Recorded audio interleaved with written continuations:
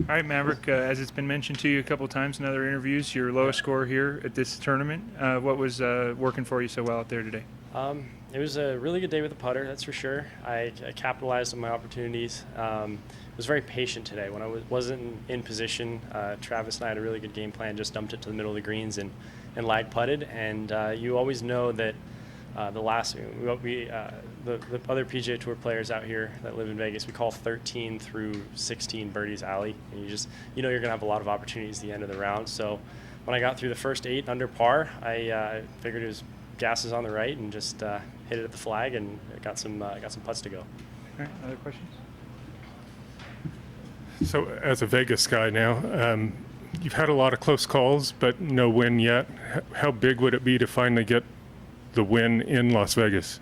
It would be fun. It would definitely be easier to celebrate with friends and family now that they're all here. And it's a really fun week because I have probably 15 to 20 people out watching on a given day. If I get to the weekend, it'll be a big crowd. And it's really cool for me to just get to show them what I spend 365 days a year working on and what I dedicate my life to. And it's really fun to share with them what I do on a daily basis. Yeah, I saw a lot of Team Mav hats and shirts out there today. Can you talk about your relationship with Las Vegas, how long you've been here and why you chose to come here? So Sam Ryder on the first hole, he and I were talking about the first time we played together 5 years ago. It was 2017. We played this tournament, we were paired together, and it felt like yesterday, but it also feels like forever ago. And that was the week that I packed up everything I owned in my mom's old Ford Explorer and drove to Las Vegas and moved here. And I've been a proud resident for 5 years, a hockey fan, and just lucky to get to play a golf course like this. TPC Summerlin right next door, TPC Las Vegas, the Summit Club, Shadow Creek. There's a lot of great golf holes out here, and it's been awesome. My 3 brothers now live with me. We're all living in the same house together, and Joseph Bramlett lives with me. He's also on tour, and my parents are 15 minutes down the street, so it really put my roots down here. Wow. And what do you do when you're not focused on golf? When I'm not focused on golf, pretty much all summer I practiced every morning, and then I alternate days working out at Great House Physical Therapy. It's right across the street, and working on my private pilot's license. Yeah, and you play out of Summit, is that correct? Yeah, Summit, TPC Vegas, TPC Summerlin, and Shadow. So it's a pretty good lineup. Yeah, great. Thanks. Hey there. Can you estimate how many times you've probably played this course? So can you put a number on that? That's a good question. Well, I'm home 15 to 16 weeks a year. Probably play it minimum twice a week when I'm home, so 30 by 500 to 150 times. Okay.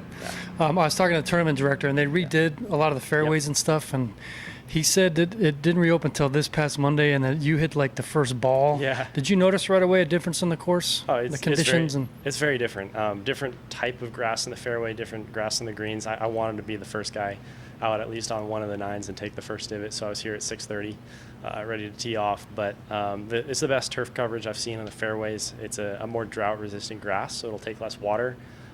It should be better year-round, and the greens are a different strand of grass they actually have at the Summit Club. But again, it's more heat-resistant, more cold-resistant, takes less water.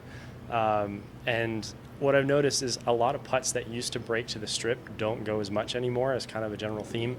I think over time the greens settle and everything kind of slopes down towards the strip, downhill. We're a good 400 or 500 feet higher than all the casinos down there. So I think when they redid the greens, some of that tendency kind of went away, and I think 15, 20 years from now, those putts will probably break back down towards the strip, but it's just a little different. You kind of sound like an agronomist here. So, Yeah. But the layout's basically the same. It's really just the turf and the greens and just all that. So, but Yeah, I'd say the other minor difference is they flattened out some areas on the greens, which you'd think would make it easier, but it's actually allowing them to speed up the greens and jam the pins in some more difficult spots. You can put them closer to the edge. Like the 5th hole today, there was a front left pin, which in the past was too slopey to put a hole location, but now they can kind of stick one up in the front there next to that hazard short. And I'm sure we'll see a couple more new ones. Like they have a mid-right shelf on 18 that I think they're going to use, and it's definitely subtly different, but I think overall it's going to make the course a little more challenging.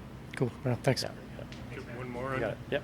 Since it is playing a little different, does that take away the knowledge that you've gained, or that people that know the course and played the tournament a lot, does it take away a little bit of that knowledge? It definitely does. I think there's still a familiarity with sight picture, and then there's some guys who this golf course is just going to reward a lot of shots from 80 to 160 yards. That's just the layout of the holes. So the guys that are good at that are still going to, have their sweet spot here, but definitely have to kind of unlearn a lot of the putts that you remember seeing.